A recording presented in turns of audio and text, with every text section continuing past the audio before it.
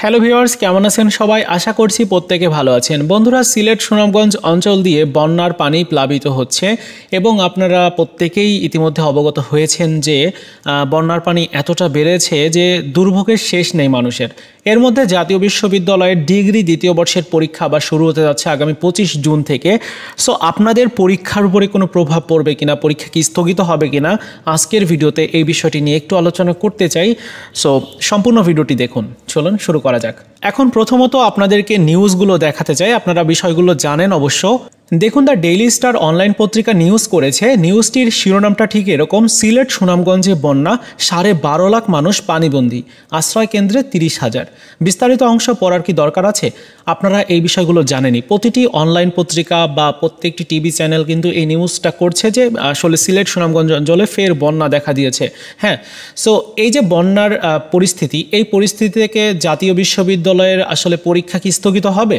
তো আমি যদি গত বছরের পরিস্থিতি উল্লেখ করি, গত বছরে এরকম সময়ে বন্যা দেখা দিয়েছিল এবং জাতীয় বিশ্ববিদ্যালয়ের কোনো পরীক্ষা স্থগিত হয়নি। সো এবারও আপনাদের পরীক্ষা যেহেতু 25 তারিখ থেকে শুরু হবে এবং বন্যা পরিস্থিতি আপাতত এখন পর্যন্ত কন্ট্রোলের মধ্যেই আছে, গত বছরের ন্যায় বা বিগত বছরগুলোর ন্যায় ওরকম কোনো সমস্যা এখনও পর্যন্ত হয়নি। যদি ওরকম সমস্যা দেখা দেয়, হয়তো জাতীয় বিশ্ববিদ্যালয় থেকে কোনো পদক্ষেপ নেওয়া হতে পারে। তবে এখনও পর্যন্ত কোনো আপডেট আমরা পাইনি, যার কারণে আপনাদের পরীক্ষা যেটা সেটি কিন্তু নির্দিষ্ট সময়েই হবে, কোনো পরিবর্তন হবে না।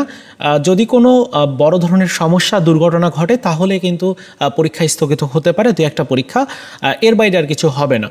তবে বন্যার পানিতে প্লাবিত হওয়ার কারণে এসএসসি পরীক্ষা স্থগিত হয়ে যায়, গত বছরও হয়েছিল, এবছরও হতে পারে, এরকম একটা সম্ভাবনা আছে। কিন্তু জাতীয় বিশ্ববিদ্যালয়ের পরীক্ষা স্থগিত হবে কিনা এই বিষয়ে আসলে কনফার্ম আমরা নই, কারণ গত বছর এরকম দেখা দিয়েছিল, বন্যা পরিস্থিতি হয়েছিল কিন্তু পরীক্ষা স্থগিত হয়নি এবং ওই বন্যা পরিস্থিতির মধ্যে শিক্ষার্থীরা অনেক কষ্টে পরীক্ষা দিয়েছে। বিশেষ করে সিলেট সুনামগঞ্জ অঞ্চলের শিক্ষার্থী আছে, তাদের এই দুর্ভোগটা দেখা দিয়েছিল।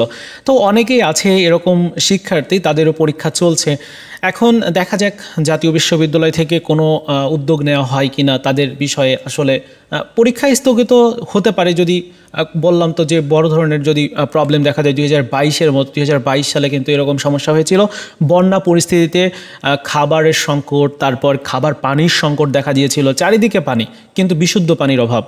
এ কারণে অনেকেই কিন্তু বিভিন্ন দুর্ভোগে পড়েছিল। সো এবছর এরকমটা না হোক এটাই চাই।